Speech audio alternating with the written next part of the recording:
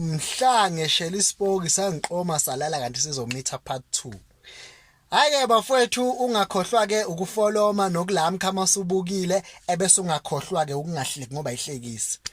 So ke bafowethu kwathi sekudlula isikhathi ngoba nazo sangithuma ukuthi ngilanda ijezi kubo nami kwadlula isikhathi ngaze ngakhohlwa nokuthi hayibo ngayela nespoke sekudlula nyaka 12 months kubhekele.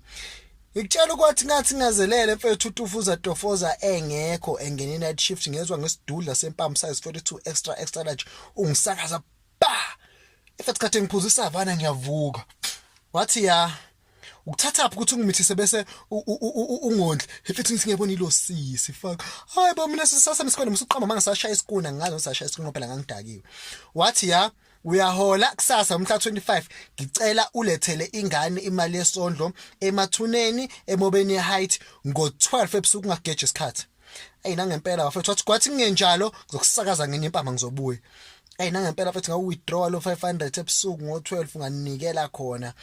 emathuneni lapha usengichazele nethuna lakho ukuthi likuphi ngafike ngathi ngiyobeka lo 500 rand waphuma nento eyilangabi kanje wathi nayi ingane yakho wozoqabula ingane yakho mfethu ngaya mfethu ngaqaba athi ngiyaniphezisa abafana ukuthi nishele ebusuku ngoba ngizothandana nezipoki mfethu okay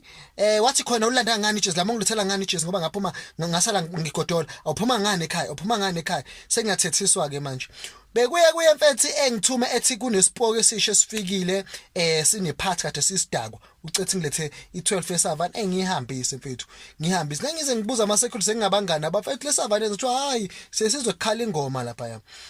kodwa ke ngasizakala komunye ubaba ngaye ematubatuba okuthiwa uMahlombe ohlanye yena ke wangelekelela kakhulu ukuthi emxoshwe lo mama kwaya ke sahamba isikhathi waze wathi ke mefika kimi ngekho uTufuza Tofoza ngoba ayifika uTufuza Tofoza mengekho wathi akasafuni ukuthi ngeshele ongibe nentombi so bekuthi ke mengithi ngithatha inamba ngingathatha inamba yenye intombazane lapha ku Street eThekwini wafika ebusuku wathi uyithathele la number bang empama ngithe intombi yakho imina unkosikazi wakho uTufuza Tofoza hlukana nokweshela hey bafowethu ngangalithatha ugodo lapha ekethi iValentine